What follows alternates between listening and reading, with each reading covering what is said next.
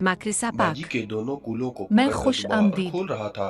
बीच मुझे में follow finger भी करें। फेर रहा था कि इस अचानक मैंने वीडियो को शिद्दत ज्यादा से जज्बात में ज्यादा अपनी लाइक, उंगली बाजी कमेंट्स की और शेयर ग्रेनेड में करें। दाखिल कर दी। बाजी के होंठ मेरे होंठ में गड़ गए। दर्द की वजह से बाजी ने मेरे होंठ पर काट लिया और एकदम से होंठ मुझसे अलग किए।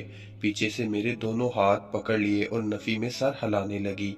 मेरे दाएं हाथ के बीच वाली उंगली अब तक बाजी की ग्रेनेड के अंदर और बायां हाथ मैंने बाजी के बाएं चबूतड़ पर रखा हुआ था। मैंने बाजी की ग्रेनेड से उंगली निकाल ली और दोनों हाथ शलवार से निकाल लिए। बाजी एकदम दीवार के साथ पीछे चिपक गई और अपनी ग्रेनेड को पकड़ लिया। उंगली करने से बाजी को दर्द हो रहा था। बाजी लंबे लंबे सांस ले रही थी और मैंने इतने में अपनी कमीज के बटन खोले और अपनी कमीज उतारने लगा। बाजी ने कहा, मोहसिन ये क्या कर रहे हो? मैंने कहा, वही जो आप देख रही हैं। बाजी ने कहा, नहीं नहीं मोहसिन, मैं इससे आगे नहीं बढ़ूंगी। इतना कुछ तो कर लिया है तुमने। मैंने बाजी को कहा, अभी तो बहुत कुछ बाकी है, और बाजी को धक्का देकर अपने पास खींचा और बाजी और मैं चारपाई पर गिरने वाले हो गए और बाजी मेरे ऊपर आ गई। बाजी का वजन बहुत ज्यादा था। मैंने दोनों टांगों में बाजी आयशा को जकड़ लिया और नीचे से अपनी दोनों टांगे आयशा की कमर के गिर्द बांध दिए। इनके चबूतरों पर भी फेरने लगा। नीचे से मेरा नाक आयशा के पेट पर दबा हुआ था। आयशा ने कहा, मोहसिन प्लीज चले जाओ, कहीं अदरीस ना उठ जाए। मैंने कहा, नहीं, आप हर बार ऐसे करती हैं, खुद मजे लेकर मुझे छोड़ देती हैं। आयशा ने कहा, अच्छा तुम किसी और दिन आना, मैं वादा करती हूँ फिर इससे ज्यादा करेंगे। मैंने कहा, पक्का वादा? आयशा ने कहा, हाँ पक्का वादा।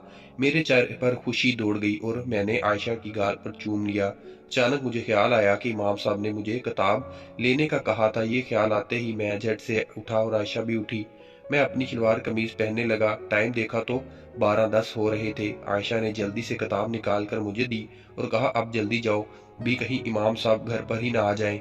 मैंने आयशा से पूछा, फिर कब आऊं? आयशा ने कहा, देखो मैं बता दूंगी, लेकिन अब साला और हिफ्जा और सलमा का मदरसा दोपहर तक है और वो 2 बजे आती हैं। सुबह के टाइम अक्सर इमाम साहब घर पे होते हैं, इसलिए ऐसा करना, तुम अगले जुमे को या हफ्ते को ही आना।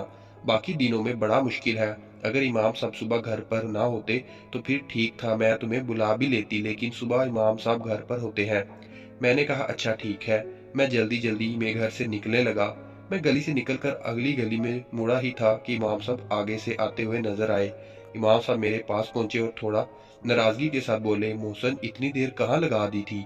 मैंने कहा, इमाम साहब असल में मुझे बहुत तेज पेशाब आ रहा था, इसलिए मैं घर चला गया था और अम्मी ने दुकान से कुछ लेने को भी बोल दिया था, इसीलिए बस अभी अभी सामान देकर आया हूँ अम्मी को। मैंने कहा, इमाम साहब मुझे माफ कर दें। इमाम साहब ने कहा, अच्छा बेटा मोहसिन, कोई बात नहीं, लेकिन जुमा के टाइम जल्दी आना, तुम हमेशा आखिर में आते हो।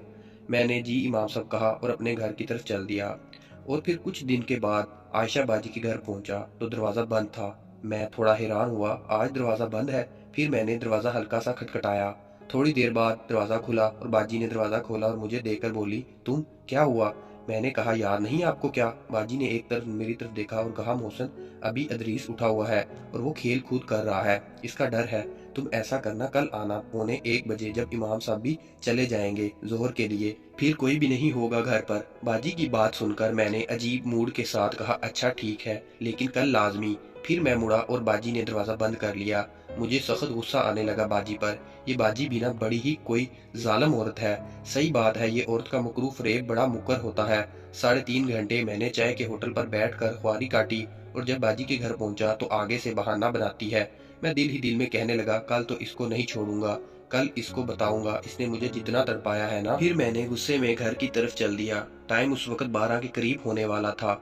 थोड़ी देर घर के बाहर रुक कर मैं घर में दाखिल हो गया और बैग फेंक कर बेड पर सो गया। अगले दिन मैं नाश्ता करके घर से बाहर निकला और बाजी आयशा के घर की तरफ चल दिया। मैंने सोचा शायद इमाम साहब अब चले गए होंगे।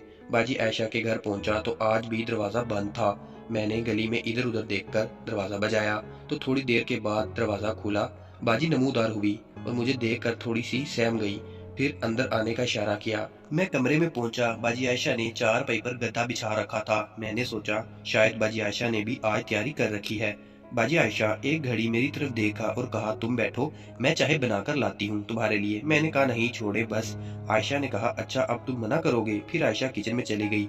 मुझे बेचैनी के आलम में बैठा नहीं जा रहा था। घड़ी पर टाइम देखा तो 12:50 हो रहे थे। मुझे अंदाजा था इमाम साहब कम से कम 1:45 तक मस्जिद में ही होंगे, सो मेरे पास पौने घंटे का टाइम था। आज मैं अपने अरमानों पर पानी नहीं फेरने देना चाहता था। हर हाल में आयशा के जिस्म को भरपूर तरह से निचोड़ना चाहता था।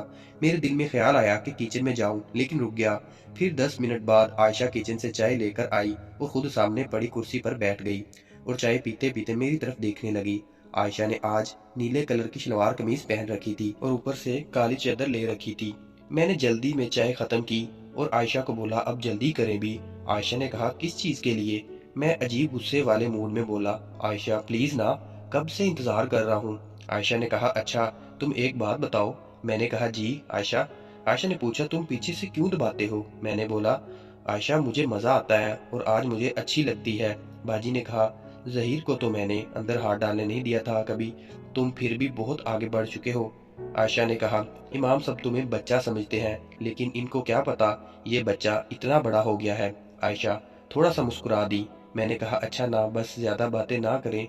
मैं उठा और बाजी की कुर्सी के करीब आया। आयशा के दोनों हाथ पकड़े और कुर्सी से उठाया।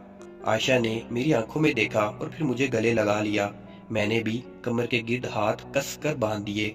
आयशा मेरे गले में हाथ डालकर चिपकी हुई थी और मैं नीचे हाथ ले जा चुका था। मैंने आयशा की कमीज को साइड से पकड़ा और उठाकर शलवार के अंदर हाथ दाखिल कर दिए। आयशा के नरम चबूतरे मेरे हाथों में थे। मैं आयशा के कूल्हों को उसी दिन की तरह दबा रहा था जिस तरह पहली बार दबाया था।